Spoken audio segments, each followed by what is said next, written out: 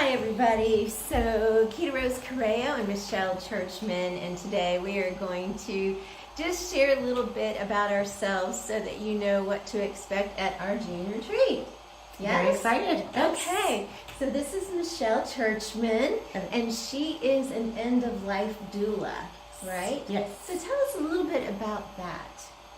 Well, basically, as an end-of-life doula, I am trained to work with people that are approaching the later stages of their life cycle, people that are aging, elderly, and then people who are actually approaching death.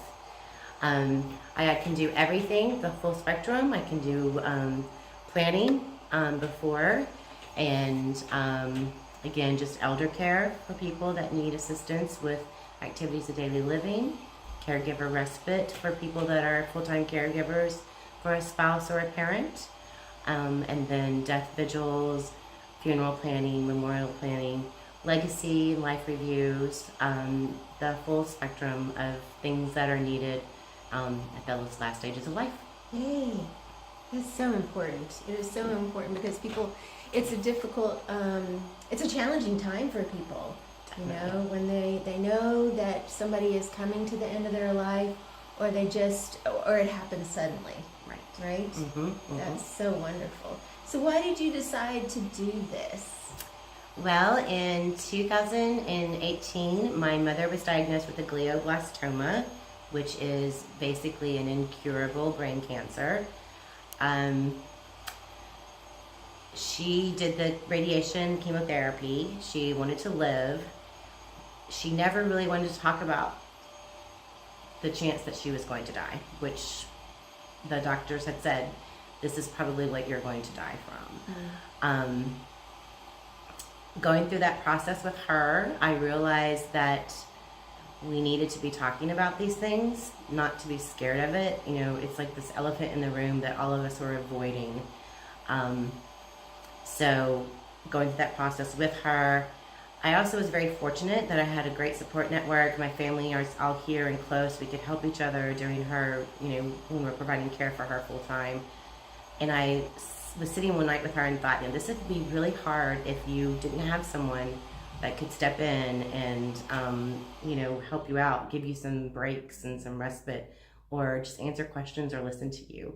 And I'd been thinking about that as I was going through this process with her. And right before her funeral, I heard the word death doula for the very first time, started researching it, and I was like, oh, those are all the things I was thinking about. And so I researched it and found some training, and that became my path. How awesome.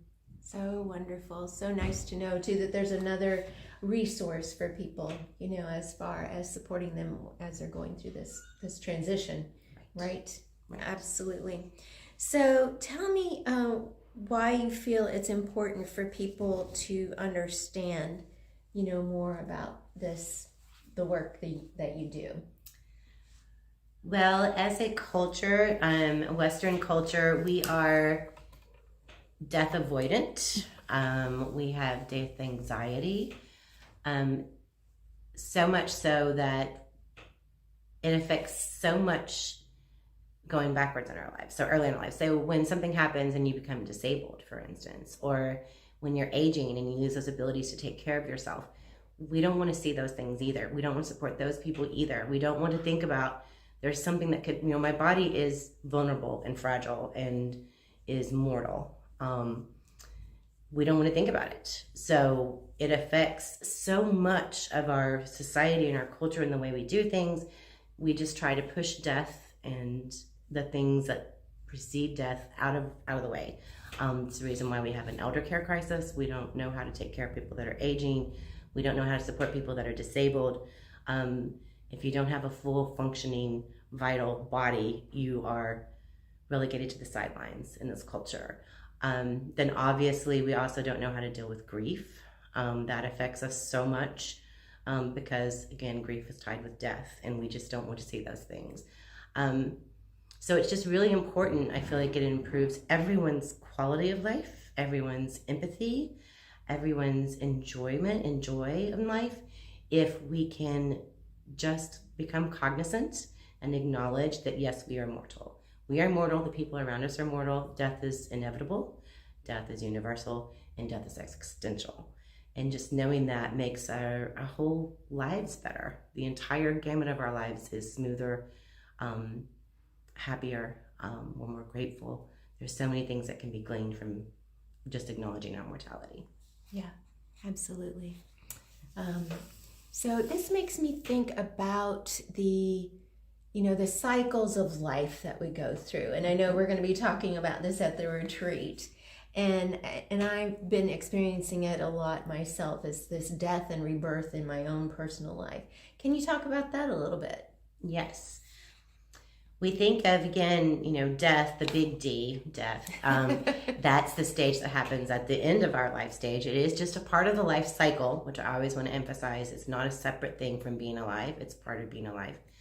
But during that entire course of our life, we are constantly experiencing little deaths and rebirths, whether that's, women as we go through menopause, or whether it's our adult children leaving home and having an empty nest, whether it's a divorce or a transition in a relationship. Those are all little deaths, the little D's.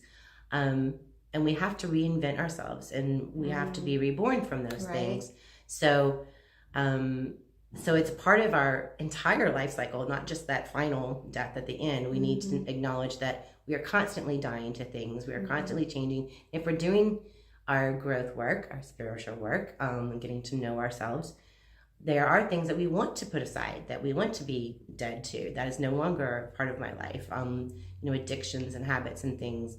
And sometimes people and things that we have. A spring cleaning, it makes me think about, there are things that I have, material things that really don't serve me anymore. Right. And it's time to go. Absolutely. Absolutely. So, there's power in that. There's wonderful recharging power in the fact that this thing or this part of my life is no longer here. It's dead. But that means that I have to reinvent myself, energize myself, renew myself. Those are all things we're going to be talking about for the retreat. I have to find out who I am at my essence, what's important to me, my value, and how I want to live as this new person in this new era, in this new day of life. Great. So one last thought to jump off of that, because I think that it's really important that we share what it is that we want women to come away from with this 1 day retreat. It's a lot, we want you to relax, we want you to renew, and we want to support you in rebirth. So share what your thoughts are on the value of the transformation. Well, I do, part of my calling, what I do is life reviews and legacy writing with, again, most of the time it starts with people who are approaching, have a terminal diagnosis, maybe approaching the end of their life cycle. But I've come to realize by doing that work, where there's so much that you come to learn from being with someone who's walking their last journey. People at the end of their life start to ask those big questions. What was the purpose of my life? What was the meaning? Who was I? What difference did I make in the world? And I started to realize that those are the things that we should be thinking about earlier in our lives, because we can, again, redirect the energy, redirect our paths where we're going, if we can acknowledge what our purpose and meaning and depth is in life. So for my portion of this, the legacy journaling, it's getting to know yourself on a deep level. Thank you. I feel like there's so many, it's human nature. We confine ourselves, we box ourselves, we categorize everyone around us and have stereotypes of people, including ourselves. So if we just define ourselves as a mom, or you just define yourself as a wife or a sister or a daughter, those things are going to change. Again, there's constant deaths and rebirths. So what happens when your kids leave home? What happens if your spouse divorces you? What happens if, God forbid, you lose a child? How do you define yourself? How do you reinvigorate yourself? And you need to know who at your essence and your core you are. And that takes a little bit of work. It takes some time to be away from distractions, away from what society is telling us about ourselves, so we can truly reflect inside and do some inward work. and just kind of define who we are at our essence. Yeah. So Absolutely. that's just to walk away and realize that you have value for being where you are and who you are at this time in your life. Yeah, absolutely. Awesome. Well, on that note, I think we're going to jump into what I'm going to be sharing with everybody, because I'm Quita, and I am a depth coach. And everybody's like, what is that, depth coach? Well, it comes from Jungian psychology, where you do this very deep, reflective inner work in order to discover who you are at an essence.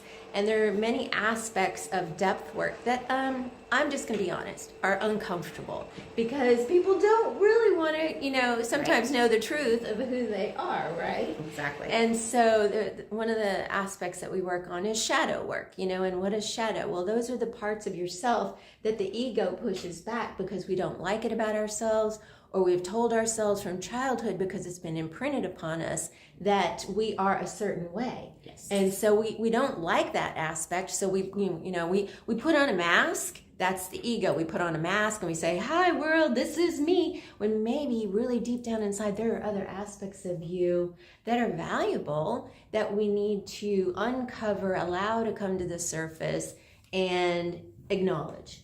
100%. Does that sound right? Yes. So the work that I do supports women in expressing themselves, like using creative art making, or using journaling, or just creating a song, whatever creative making a woman is comfortable with. And even if you're not, I'll teach you. I'll guide you. That's what I'll say. I'll guide you so that you can really dig deeper into your own personal soul essence and find out, yeah, this is me, and integrate it. Say, we have to love all of ourselves in order to be that whole self. So this is just who we are as a human being. We've got both good and challenging aspects, is the way I like to look at it. Why do I do this work?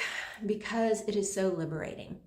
I have chosen to do this for myself first, because there were different aspects of myself that I didn't like, or that were in pain. And I was on this constant loop, this constant cycle of repeating negative patterns, and were showing up, in relationships or in jobs, and I was like, I'm tired of this. I'm done. I'm tired of this. And there's got to be something else, right? It's going to be better than this. Yeah, exactly. So, I went through changes in career, got a master's in counseling, but there was something missing, So I got involved in depth psychology and depth work, using the art making and creating art. And it was just, again, so liberating, and it was fun and not fun. It's work.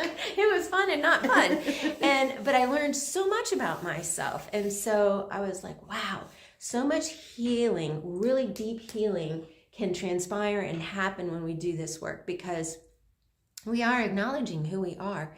And when we do acknowledge who we are at that level and learn those other parts, archetypes, that we live every day, learn more about those archetypes and how they affect our persona and personality, and can accept and love ourselves, which is the bottom line. Right. Because, and I think doing that, coming off of that, doing what you said, about being, it's hard work and it's uncomfortable, but how life affirming just that is, how much value there is in saying, I was courageous. I did a really brave thing. yes. I lead laughter yoga. I'll be doing that during the retreat too. But during our little cool down meditation at the end, I always say, thank you for being brave today. Yeah. Pat yourself on the back. Right. This, being uncomfortable and having the courage to be, okay, this may not be the best experience. This is weird. I've not done this before. This is going to feel awkward. I'm going to uncover some uncomfortable truths about myself. No one wants to do that, but that's where growth happens. Absolutely. It doesn't happen until you've done Absolutely. the dirty, dark shadow work, Right. as you said. Yeah. So again, think about, if you're thinking about joining us on this retreat, we'd love to have you. Do it for yourself. Just because even if you do nothing else but show up, you've done it. You've done a brave thing. Right. You're taking a step out, and investing in yourself, and that's really important Right. for your Yeah. your peace of mind. Yeah. So this is so interesting. this whole getting in the same frame. But what I wanted to say too about the retreat is that it's going to be out in nature, and so we have a beautiful venue, a place where you can walk in the woods, get grounded in nature. We'll share with you how to do that, and just enjoy being. I think that's something that we all in this hectic, crazy, chaotic world are missing, is taking some time to just enjoy being present.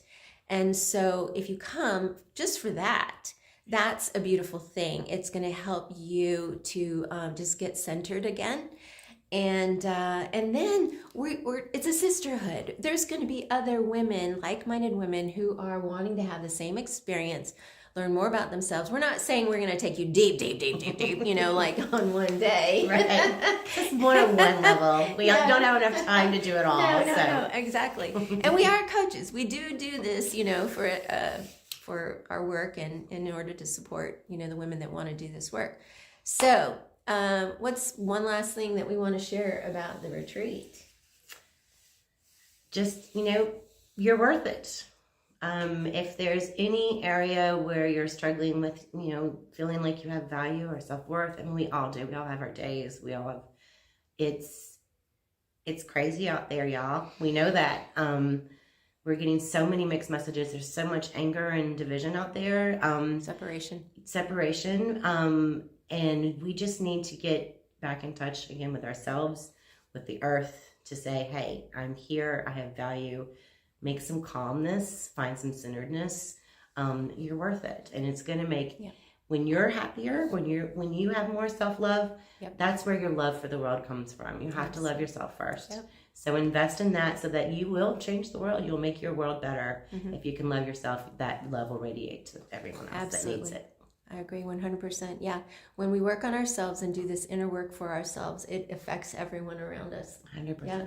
And we can actually change the next generation, so if you have kids or you have access to children, meaning that you take care of other children, or you're a teacher or you're a nurse or whatever it may be, self-love is so important. So I think that's about it. That's it. So the retreat is Into the Woods, and it's on June 17th.